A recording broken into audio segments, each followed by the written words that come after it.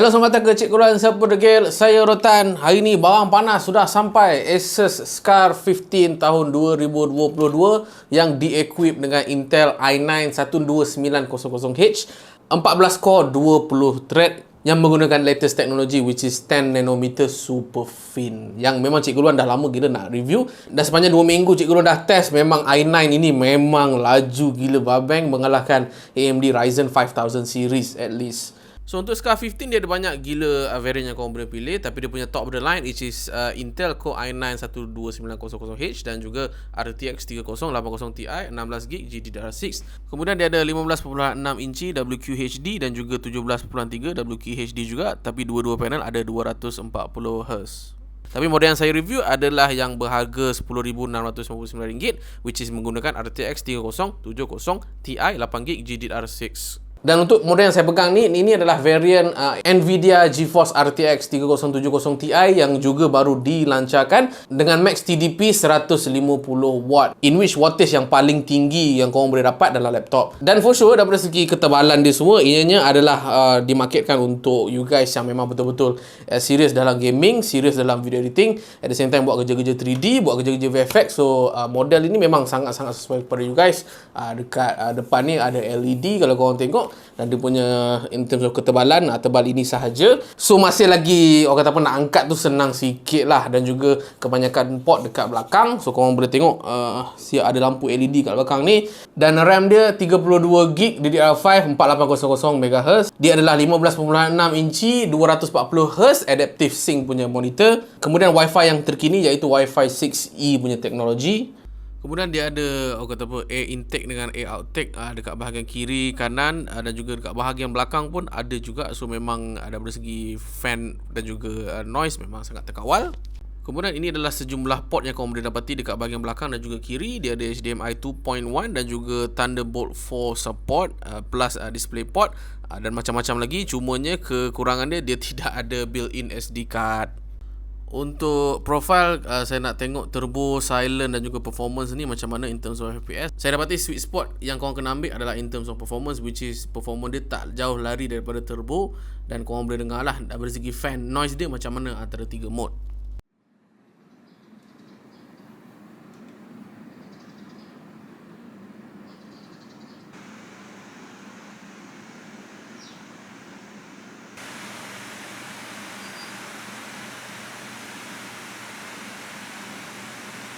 Kemudian in terms of performance, kita nak bandingkan dengan Legion 5 saya. Yang ni game Horizon Zero Dawn. So kita dapati untuk 1440p punya performance memang sangat mantap lah. Dan pindah pula kepada Cyberpunk, kita boleh main lah 1440p Ultra DLSS dalam balance 76 frames per second nak dibandingkan Legion 5 saya Full HD saja 62 frames per second. 3D Mark pun sama juga. Memang skor dia pada saya sangat-sangat memadai nak dibandingkan dengan Legion 5 sebab dia ada kekuatan Intel i9 yang terbaru dan juga RTX 3070 Ti. Sama juga dengan Cinebench. I think this is a very great CPU performer, lagi mantap daripada AMD. Cumanya daripada segi battery life dia kurang sikit lah sebab dia nak push the performance. Sama juga dengan Premiere Pro. Ini memang satu mesin yang sangat-sangat bagus lah sebab scoring dia hampir like 2 kali ganda laju daripada Legion 5 saya. So untuk rendering, saya test render saya punya projek yang 8K untuk Asus ProArt baru ni. So saya cubalah export. Kita akan dapat lebih kurang 45 minit lah. Lama kan? Korang rasa lama kan? Sebab duration video ni pun 10 minit lebih. Tapi bila kita compare satu lagi laptop, which is saya punya Lenovo Legion 5 Gen 6 saya, keluaran tahun lepas, 1 jam 24 minit. So kita jimat 40 minit bang untuk kita export video 8K yang tak masuk akal. So you guys yang buat video editing, model ni sangat-sangat cun lah untuk anda. Dan disebabkan kita nak push Core i9 dan juga RTX 3070 Ti to the fullest tanpa kedekut, so wattage dia boleh go up to 280 watt. Tapi kelemahan dia, kita punya power adapter jadi sedikit berat. Kemudian dia ada sejumlah orang kata apa, keyboard RGB effects. Korang boleh tekan dekat butang yang macam ini. At the same time korang boleh tune juga dekat software nama dia Armory Crates.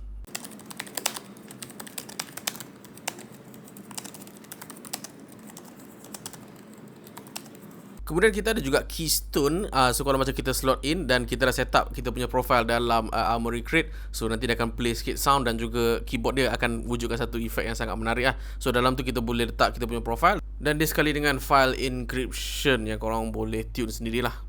Kemudian numpad dia terletak pada touchpad, so korang kena hold 6 lock tu lama-lama, kemudian barulah boleh tekan nombor tu macam biasa. Tapi saya tak suka sangat lah feel, orang kata apa, yang tak ada feedback yang macam ni. So bila kita nak kira hutang orang tu tak rasa lah feel dia.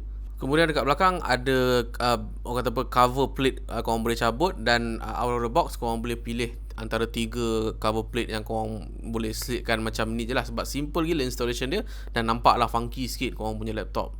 Kemudian untuk model ini dia bundle sekali dengan mouse ROG Chakram Core, di mana saya dah test, memang very responsive sebab dia pakai wired. At the same time dia punya keunikan adalah joystick left, right, up, down yang lebih kurang macam ni. And then bila saya nak buka kamera, saya dapat error yang ini, which is we cannot find your camera. Dan saya baru perasan rupa-rupanya memang model ini tak ada webcam, which is saya pun tak tahu kenapa Asus tak nak letak webcam dalam model ini. Mungkin dia ada specific niche yang dia nak kejar lah, which is bukan untuk orang macam saya. Orang macam saya memang memerlukan webcam. Kalau korang tengok software Armoury Crate ni memang gila technical. Dah macam PC dah you guys. Korang boleh tengok lah berapa RPM, berapa dia punya voltage tu semua. Tapi saya suggest korang satu benda, iaitu korang kena onkan discrete GPU sampailah dia bagi tahu dekat situ mark switch, which is kita akan gunakan Nvidia RTX 3070 Ti sahaja. So dia akan offkan integrated graphics yang lain, so that kita boleh dapat performance yang mantap. Dan bila saya dah sebut software Armoury Crate, so kelebihan Asus ni, segala benda korang boleh kawal dekat Armoury Crate, in terms of profile, in terms of fan noise, in terms of mark switch. Macam yang saya sebut tadi, in terms of Asus punya aksesori, macam korang nak control RGB, kalau mouse korang boleh control daripada segi DPI dia, korang nak responsiveness tu takat mana. Armoury Crate punya software for me memang gila lah. Sebagai seorang yang memang heavily technical, bila saya tengok software ni memang saya rasa macam syurga lah. Cumanya tips saya adalah make sure korang update 2 software ni. Yang pertama Armoury Crate, yang kedua My Asus, untuk dapatkan full potential performance lah. Kemudian kalau saya tak tipu lagi, yang ini adalah laptop speaker yang paling best. Dia ada bass yang sangat kuat dan clarity yang sangat kuat.